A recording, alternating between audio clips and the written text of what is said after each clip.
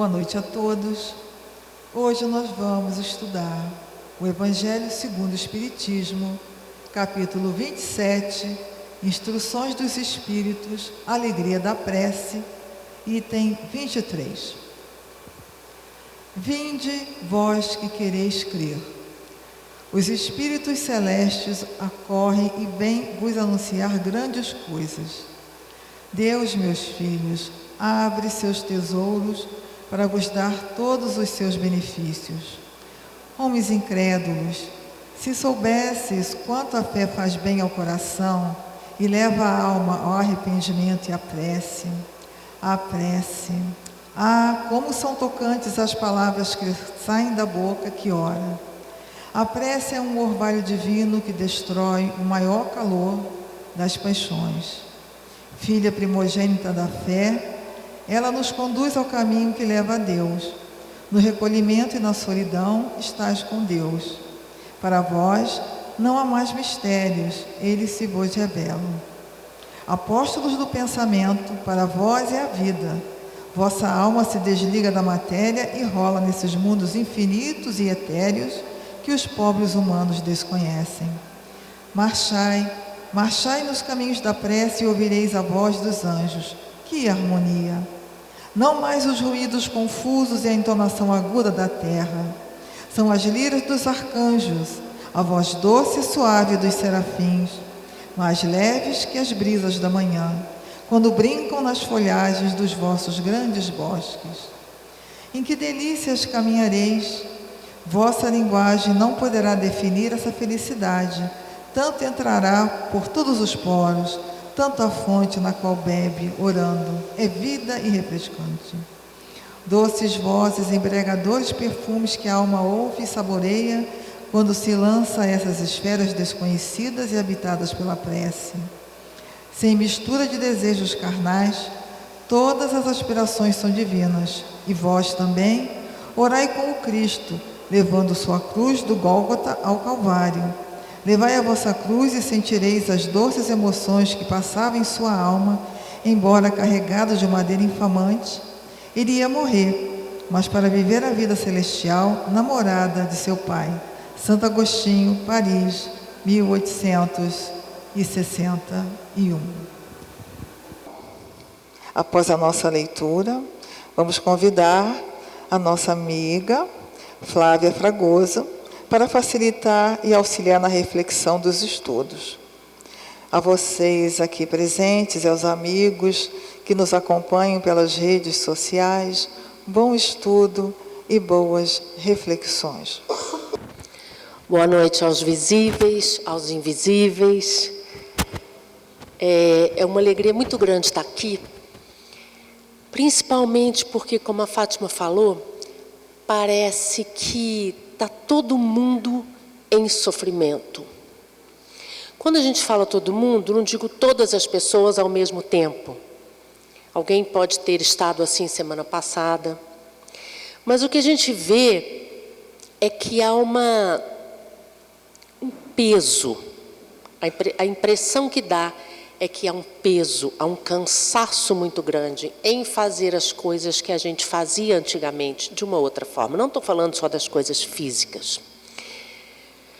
O que é preciso entender é que todos nós, sem sombra de dúvida, somos como um homem que está andando por uma cidade. Essa cidade tem muitos restaurantes, muitos lugares, praças. É uma cidade maravilhosa. Não é o Rio de Janeiro, mas é uma cidade maravilhosa. E esse homem está com muita fome, está com muita sede. Ele precisa descansar, ele precisa dormir num albergue, qualquer lugar, um hotel. E ele fica buscando e não consegue. Porque ele pensa que ele não tem como pagar uma refeição, como dormir num hotel, como comprar uma garrafa d'água. E o interessante é que dentro do bolso dele tem um diamante imenso e super precioso. Mas ele não liga para isso. Ele não lembra disso. E nós somos exatamente como este homem. Nós trazemos não no bolso, mas no nosso espírito, o grande comunicador. O Espiritismo não gosta dessa palavra que eu vou falar, mas eu gosto, porque eu acho que ela tem nada contra, só uma coisa minha. Eu acho que ela tem um poder muito grande de nos mostrar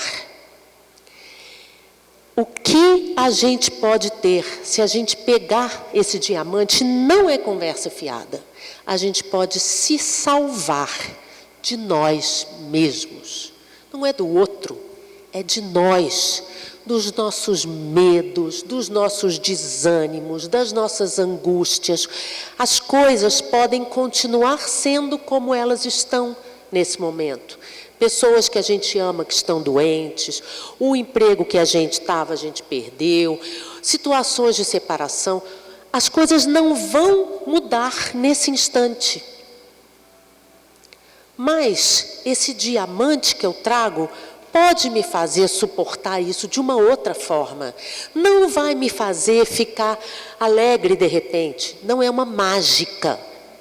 Não é uma mágica. Não existe isso.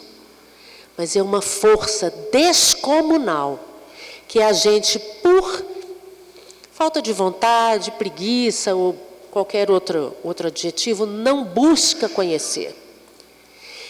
E o que a gente vai tentar trazer hoje aqui é justamente isso. O poder, a força, o fluido que tem uma oração.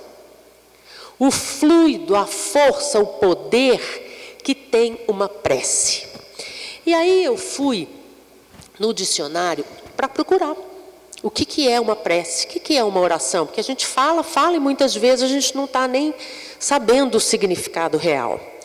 Uma oração é um ato religioso, isso é o que está lá, tá? Que visa, que tem como objetivo ativar, ou seja, já existe. Então eu tenho que ativar, ligar. Uma ligação, uma conversa, um pedido, um agradecimento, uma manifestação de reconhecimento ou ainda um ato de louvor diante de um ser transcendente ou divino. Ou seja, a prece é o que me conecta com aquilo, o nome que vocês quiserem dar, o pronome que vocês quiserem dar, aquele que é o meu Criador. Se nós que somos pais, mães, tios, avós, e temos um filho que nos chama, a gente pode até não dar a bola na primeira vez ou estar ocupado, mas vai chegar uma hora que a gente vai dizer, o que você quer? A gente não tem dimensão e a gente também eu acredito que a gente não tenha tido muito interesse em saber o que é essa conexão. A impressão que eu tenho, até quando eu estava fazendo esse estudo, é que a gente pega... Sabe quando você tem que mandar uma mensagem para alguém e tem que ser naquela hora, porque você lembrou naquela hora, porque você precisa naquela hora? Então você manda, eu preciso que você me empreste seu carro. A mãe estava falando, eu preciso que você me empreste seu carro amanhã, porque o meu quebrou. Você manda a mensagem e fica esperando a pessoa te responder. Não posso, pega um Uber, pega um táxi, vai a pé, qualquer coisa assim. A impressão que eu tenho é que a gente tem vivido isso em relação a essa conexão com o Criador. E isso é muito triste, porque isso que a gente está percebendo, que a Fátima falou no começo e que eu falei também, que há um peso, uma coisa coletiva, uma dúvida coletiva, uma falta de esperança, eu arriscaria dizer, até em alguns casos, em relação à própria vida, e isso está em todos os números que a gente consegue ver, infelizmente, em toda a questão de drogas e outras coisas que não tem nada a ver com drogas, mas tem uma droga que talvez seja a pior de todas, que é o nosso pensamento. Esse pode acabar com a gente. O pensamento pode acabar conosco. Se a gente entrar, e a gente não precisa achar que é uma coisa que eu tenho que estar diagnosticada com alguma doença. Não, o meu pensamento ruim, mal, para mim mesmo, dessa falta de esperança, dessa falta de amor, ele acaba comigo, ele mina as minhas energias, que são as minhas energias vitais, são as energias que me permitem estar vivo, que estão nos meus órgãos, nas minhas células, em tudo que o meu corpo físico precisa aqui na Terra. Então, esse perigo, ele é meu e ele anda comigo. Eu não tenho como deixar meu pensamento em casa e vir aqui e fazer um estudo e falar de coisas importantes e até de coisas boas que elevem a nossa capacidade, que elevem a nossa esperança. O meu pensamento vem comigo. O meu pensamento está o tempo todo comigo. Mas eu não me lembro de combater esse mal. Eu não me lembro.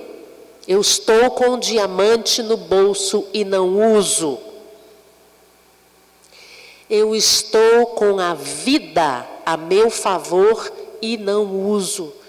Isso é tão forte, isso é tão sério, isso é uma coisa tão... Eu fiquei tão feliz de fazer esse estudo, sabe? Porque a gente não tem, gente, a dimensão. Eu estava vendo essas coisinhas, tem até um pouquinho ali vermelhas e verdes aqui no auditório, e estava pensando, a gente tem uma noção da gente, tipo assim, nós somos uma poeirinha no universo, mas eu sempre falo a mesma coisa. Mas quem me criou sabe o meu nome. Senhor, eu sei que tu me sondas, eu sei que me conheces, Ele sabe de nós, mas a gente não faz essa conexão, a gente se esquece disso, a gente está o dia inteiro num celular, num computador. A vida atual, ela nos pede isso, não há um momento que a gente relaxe. E se a gente relaxa, a gente vai para um outro tipo de tela, ou até para um livro, aqueles de nós que conseguem ainda ler um livro.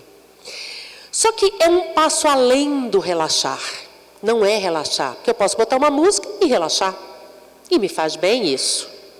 Falta a conexão, falta, e é por isso que nós estamos nos sentindo perdidos. Tristes, ameaçados, desesperançosos, porque se você acredita numa coisa, o outro acredita em outra, e o outro acredita em outra, e a gente não consegue viver como a gente veio para viver. Nós temos vida e vida em abundância, mas estamos minando o nosso fluido vital, estamos minando a nossa capacidade corporal, mental e espiritual, além da emocional, né, que vai com tudo isso junto. Então, nesse capítulo que ele fala da felicidade que uma prece proporciona, agora que a gente já sabe, a gente já sabia que a prece é a única forma de conexão, porque a gente tem a meditação, mas meditação não é prece. Meditação é meditação e prece é prece. Prece é a única forma que eu tenho de me comunicar com firmeza e com certeza com o nosso Criador. Como a gente não tem, e talvez vocês tenham sido também, eu fui criada achando que Deus é um velhinho bonzinho, a gente pensa que existe uma qualidade de humano no Criador. A gente é tão pobre nesse sentido de conseguir imaginar que a gente não consegue, por exemplo, olhar para o céu de noite quando tem estrela. A gente é uma poeirinha, sim, diante dos universos todos, conhecidos e desconhecidos, porque não tem só o que a gente conhece. E aí, outro dia eu estava pensando nisso. Existem outros universos Existem outras galáxias, existem outros seres, claro, óbvio. E tudo isso está à nossa disposição. Tudo isso é energia e a gente consegue impulsionar o nosso desejo, o nosso pedido, o nosso agradecimento e o nosso louvor através da união do nosso coração e do nosso pensamento. Só que nós não estamos fazendo isso. Por isso que todo mundo que a gente conversa está desanimado. Vocês sabem o que significa a palavra desanimado? Sem alma, desânima, sem alma. Nossa alma está sufocada pelos nossos pensamentos, pelo nosso dia a dia, e a gente se esqueceu. A gente vem aqui, por exemplo, como hoje, né? A gente vem aqui e conversa sobre isso, eu falo, vocês escutam, mas depois a gente sai daqui, já pega o celular e começa a responder as mensagens. Eu sei que está assim para todo mundo. Eu sei que o mundo está nessa correria. Mas se eu não me frear, se eu não souber viver nesse mundo, no dia da minha partida, eu não vou saber nem onde eu estou. Porque a gente não pode se enganar. Todos nós temos prazo de validade. E acontece muitas vezes num piscar de olhos. A gente acha que a gente está aqui e tem uma eternidade, mais ou menos uns 350 anos para viver, né, e fazer tudo que a gente quer. Não tem. O relógio já está contando, ó. Tem a gente a idade que tiver. Aí você fala, nossa, mas meio assim, aterrorizante. Não, é real. A realidade às vezes assusta. A realidade às vezes assusta. Nós não estamos tendo estrutura para viver no mundo. Nós não estamos tendo estrutura mental, emocional e espiritual para lidar com as dificuldades do mundo que a gente está vivendo. Isso você pode conversar com qualquer pessoa e as pessoas vão falar isso para você. Pode ser que elas não falem, mas a certeza de que todo mundo está vivendo a mesma coisa. Esse é um planeta de provas e expiações. O mundo passou por uma pandemia violentíssima e nós estamos aqui. E continuamos não fazendo o que tem que ser feito. Nós já vimos coisas terríveis na pandemia. Mahatma Gandhi, uma vez, disse uma frase que eu era menina, muitos anos isso, que eu nunca mais me esqueci. Ele falou assim, o mal do homem é esquecer. A gente pensa assim, mas graças a Deus que eu não lembro de tudo, senão eu ia ficar sofrendo e tal. Mas o mal do homem é esquecer isso. Como foi difícil, como foi complicado, como a gente ficou em casa, como a gente se conectou muito mais, como a gente viu palestra, como a gente se conectou muito mais. Acabou, acabou. E a gente acabou também. Só que o gasto, eu não vou dizer a palavra prejuízo, mas eu acho que vocês vão entender. O desafio espiritual que foi isso tudo, não pode fazer com que a gente esqueça que isso é uma mola propulsora, é uma força divina para que eu enxergue que se eu estou aqui, apesar de tudo que aconteceu e com tudo que aconteceu, eu tinha que estar muito melhor do que eu estou. E não estou. Continuo fazendo aquelas bobagens, pensando aquelas mesquinharias, falando mal dos outros, julgando, que é uma das piores coisas que a gente faz. Coração é terra que ninguém pisa. Você pode ver uma pessoa alegre, conversando, ela pode estar arrebentada por dentro. E aí a gente vai lá e diz, nossa, que alegria. A gente é assim, né? A gente é julgador.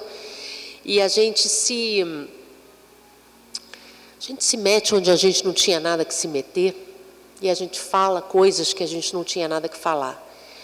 Uma coisa do André Luiz, né, que o Chico falou para ele, que quando ele... Eu tenho tanto isso que eu vou falar que eu fico achando que é uma mensagem para mim. Que André Luiz tinha muito problema na garganta. Meu nome daquilo? Faringite, uma coisa assim. Então, que ele entendia que aquilo era para ele não falar bobagem, não fazer as coisas que a gente faz, né, através da nossa própria voz. Eu tenho isso muito. E quando eu tenho, eu falo, poxa, estou precisando dar uma olhada. Mas uma outra coisa que Emmanuel disse para o André Luiz, mentira, não foi, André Luiz disse para o Chico disse, não sei mais quem falou para quem, não importa, o que importa é a mensagem. Disse o seguinte, quando você tiver com medo ou com vontade de falar uma coisa bem ruim, enche sua boca de água. Porque vocês já tentaram falar com água na boca? Bastante água na boca? É impossível. A gente vai viver no filtro. É uma brincadeira, mas é tão sério. A gente peca. Essa palavra é uma palavra que vem de uma origem católica, mas eu acho que ela tem um peso. Quando a gente fala assim, a gente peca por coisas tão ridículas, por coisas tão mesquinhas. Se um dia passasse na nossa frente um filme, né? A gente ia falar, meu Deus do céu, eu fiz isso na segunda e fiz na terça também. Então, vamos continuar aqui, o que Santo Agostinho traz para nós. Ele, olha a primeira frase. Vinde, vós que desejais crer. Porque a fé não é uma coisa que nasce com a gente. Olha, você tem uma fé azul, você tem uma fé verde, você não é. É uma coisa que a gente desenvolve pelo raciocínio lógico e pela possibilidade de flexibilidade do nosso coração. Agora, a gente, além de ter essa predisposição para crer, a gente tem que alimentar essa fé. Por exemplo, como é que a gente alimenta a fé? O desejo de crer num Deus magnânimo, num Criador absoluto, puro amor. Difícil, porque a gente não conhece o significado da palavra amor. Se a gente assiste um jornal, qualquer estação, qualquer coisa, canal, né? Você vai falar, Deus não existe. Como pode deixar acontecer isso assim, assim, assim, assim? O que eu estou fazendo? Alimentando a minha falta de fé. Fazendo com que fique lógico para mim que não há salvação, que não tem jeito, que a humanidade está perdida. Aí a gente assiste um vídeo, uma coisa, tem tanta gente fazendo coisa boa. Não é porque a gente não faz que não tem gente fazendo. Não é porque a gente não faz que não tem gente fazendo. Você pega uma coisa simples, que não tem nada com religião nenhuma, que chama, tem eu não sei como é que fala, se é site, o que é, que chama Razões para Acreditar. Então você vê situações assim, terríveis, e de repente todo mundo vai lá, ajuda e faz aquilo acontecer. Crianças que estão nas escolas, fazendo festinha para os coleguinhas, que perderam um pai ou uma mãe, tanta coisa que a gente pode fazer e a gente não faz porque está ocupado demais. E aí a gente ouve Bezerra, ouve não, porque a gente não teve esse privilégio, mas a gente lê Bezerra de Menezes quando ele desencarnou, ele ficou um pouco atordoado e um pouco aflito, Bezerra de Menezes, porque ele disse o seguinte, que se ele soubesse, ele tinha trabalhado muito mais no bem do que ele trabalhou na terra. E ele trabalhou de manhã, de tarde, de noite, de madrugada, a vida inteira, e fala uma coisa dessa. Nós temos que lembrar que tudo o que eu faço é meu. Tudo o que eu faço é meu. O bom, o ruim, o não fazer. Tudo é meu. A nossa sorte é que a justiça de Deus, ela computa os meus atos bons, as minhas condições, as minhas tentativas de acerto. A justiça de Deus. A justiça dos homens, ela computa apenas o que eu faço de errado. Então, tem um jeitinho, né? Na justiça de Deus, a gente ainda tem uma chance. Mas, quantas vezes eu tenho oportunidade de fazer alguma coisa e eu não faço? Um exemplo simples é fazer uma prece de verdade pelos outros. Mas não é pela minha mãe, pelo meu filho, pelo meu neto somente. É por aquele que a gente sabe que está precisando. Aí a gente fala, meu Deus, ajuda fulano. Isso não é prece. Isso é mensagem de celular. Isso não é prece. E aí, Santo Agostinho traz para a gente uma coisa muito interessante, e eu vi isso também numa palestra que eu assisti, achei fantástico e resolvi trazer para a gente aqui hoje. Deixa o meu telefone ligar.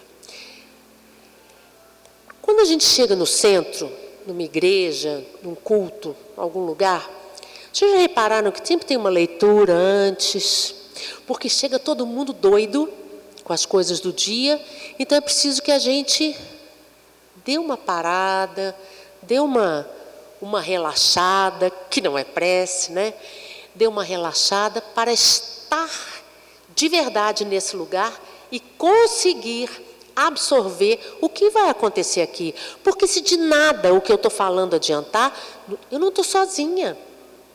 Ninguém aqui está sozinho. Está cheio de invisíveis aqui. E esses invisíveis vieram aqui para trabalhar. Então não tem ninguém sozinho aqui. Deixa eu só falar um negócio antes que eu me esqueça. Quando o Santo Agostinho traz para a gente aqui, deixa eu falar isso aqui primeiro, é tanta coisa para falar, que ele fala um negócio muito interessante. Ele fala que a prece é a filha da fé. A prece é a primeira filha que a fé teve. Então a gente tem fé, a gente crê, mas aí eu preciso colocar esta fé em movimento. Então eu me conecto. Porque é essa fé colocada em movimento, colocada à disposição da espiritualidade, sim, porque quando eu faço uma prece, a quantidade de fluidos, energias e coisas que eu estou falando esses nomes, mas a gente não sabe nem os nomes, que se movimentam no bem, a gente não tem nem ideia. Aonde esse bem vai chegar, a gente não tem nem ideia. Então são pontos de luz na escuridão que a gente até está vendo. E aí, ele fala que o crer nos faz querer uma comunicação. Pois se eu tenho fé, e se eu sei que eu consigo, e que eu tenho acesso ao meu Criador, ao meu Pai, eu quero me comunicar com Ele. Mas aí a gente fala assim, é muito longe, né? Deus é muito longe, eu prefiro conversar com Jesus, ou com os santos, ou com o Padre Libério, não tem problema nenhum. Você conversa com quem você quiser. O importante é colocar em movimento esse crer que eu tenho e fazer com que isso alcance outros e pessoas que a gente não sabe nem o nome, mas que através da minha emissão de energia, a espiritualidade vai conseguir fazer chegar. Vocês se lembram de uma passagem no Evangelho que a multidão estava na praia e com fome? E aí chegam os discípulos para Jesus e falam, mestre, eles têm fome. Jesus podia ter feito plim, né? E ter feito, aparecer um monte de comida. Mas o que ele perguntou? Ele perguntou assim, quantos pães vocês têm? Aí ele multiplicou. Foi preciso que se oferecesse alguma coisa para que se fizesse mais coisa. Então, se eu me tranco, se eu não abro meu coração, se eu não me dou ao universo dizendo, não estou conseguindo, está muito difícil para mim, Eu preciso de ajuda. Aí a gente fala assim, mas Deus sabe que a gente precisa de ajuda. Claro que sabe. Claro que sabe. Mas quando eu me curvo espiritualmente e agradeço, a graça desce. É fantástico isso. É fantástico isso. Quando eu peço, quem sabe de mim me dá. Me dá porque eu pedi e reconheço nessa hora que não estou em condições de continuar sozinho. Tiro o diamante do bolso e digo, preciso disso na minha vida. Brilha em mim, Senhor. É uma coisa tão extraordinária, porque não é ordinária, deveria ser, mas não é, ela passa a ser extraordinária, fora do comum para nós, que a gente não consegue ter isso o tempo todo. Eu tive agora há pouco num país, há um tempo atrás, num país islâmico, e uma pessoa de lá me explicou algumas coisas sobre eles, porque a gente sempre ouve falar porque o moço era do Islã, e aí já pensa logo um monte de bobagem e tal. Uma religião muito bonita. E de quanto em quanto tempo, porque eu não vou conseguir me lembrar, eles param e rezam. E eu perguntei para ela, era uma moça que tinha uma filhinha, eram casados e tal, podia não ser casada, não tem problema nenhum. Acho que lá não podia não ser casada.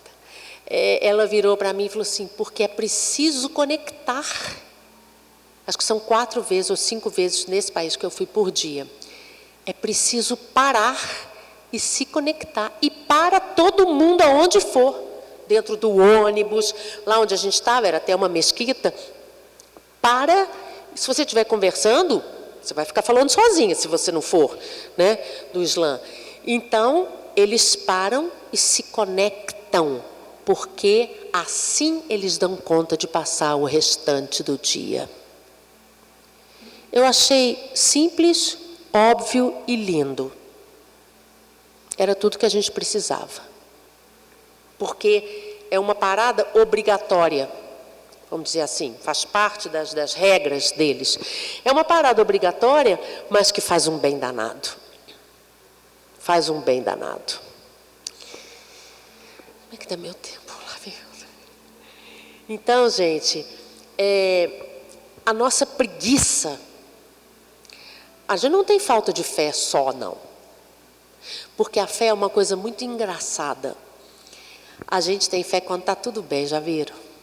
Quando está tudo bem, Senhor, meu Deus, eu te agradeço e tal, e ajoelha e bate no peito e fala um monte de palavra linda e tal, sem problema nenhum. A fé, o exercício, por isso que se chama o exercício da fé, é estar na tempestade e acreditar que a gente vai conseguir sair daquilo. Tem uma outra passagem que vocês devem conhecer, que Jesus estava no barco com os discípulos e começou uma tempestade, Jesus estava dormindo. E, gente, os discípulos somos nós, são pessoas como nós, que não têm nem um pouquinho de fé, e eles viveram com Jesus, eles viram o que Jesus fez. E no meio da tempestade ficaram apavorados de morrer e chamaram, mestre, mestre, olha a tempestade. E aí Jesus falou, homens de pouca fé. Ele disse para eles o que eles eram, homens de pouca fé. Imagina um barco com Jesus, não ia preocupar com nada, ia até dormir. Mas a gente não tem essa condição ainda. É preciso que a gente entenda que a gente não tem. Mas como isso é um exercício, a fé é um exercício e a prece é a colocação dessa crença em obras e em desejo de comunicação. Quando a gente fala de fazer uma prece, a gente fala de entregar. que a coisa mais difícil do mundo é entregar. Está entregue, a gente não tem controle de nada, né? Mas você chegar e falar, Senhor, eu te entrego a minha angústia, eu te entrego a minha agonia, eu te entrego a minha insegurança, o meu medo e tudo mais. Me ajuda, eu não consigo. Me dá um alento, me dá uma luz, me dá uma resposta. E a gente já sabe que nenhuma prece fica sem resposta. Nenhuma prece fica sem resposta. O que acontece é que a gente às vezes não aceita a resposta. Porque não é do jeito que a gente queria. Ou então, quando, já até dei esse exemplo aqui, a gente está num ponto de ônibus, a gente está conversando com uma pessoa, essa pessoa, na nossa cabeça, miudinha, é uma pessoa com menos condição de inteligência, ou isso, ou aquilo outro, e essa pessoa fala para nós alguma coisa, a gente comentou com ela alguma coisa, e vem essa pessoa e fala alguma coisa, pode ser um parente, quem quer que seja. A gente fala, quem é fulano para me falar isso? Não consegue nem dar conta da vida dele, agora vem me falar das minhas coisas. A nossa falta de humildade não permite que a gente enxergue que Deus fala aos homens através dos homens, através dos outros homens. Quando eu falo para uma pessoa uma coisa, às vezes, e a pessoa às vezes fala, nossa, aquele dia você me ajudou tanto, e você fica assim pensando, o que foi que você falou que você nem lembra? Claro, você era um instrumento daquilo. Você era um instrumento. E se eu não quisesse ser o instrumento? Eu? Que importância? Outra pessoa seria quem perdeu a oportunidade. Fui eu, de servir, de estar a serviço. Então, gente, diante dessa tristeza coletiva, uns mais, outros menos, se alguém aqui não está triste, eu fico feliz, muito feliz. É preciso que a gente mude o nosso padrão mental e vibracional, porque senão vai continuar do mesmo jeito. Aí a gente fala assim, não, mas é porque eu mudo, mas a minha vizinha não muda. Se a gente mudar de verdade, o que a sua vizinha faz, não chega nem perto da gente. Ao contrário, você vai começar a ter compaixão por uma pessoa que não está, nesse momento, conseguindo fazer o que você conseguiu, e que talvez tenha levado anos para você fazer.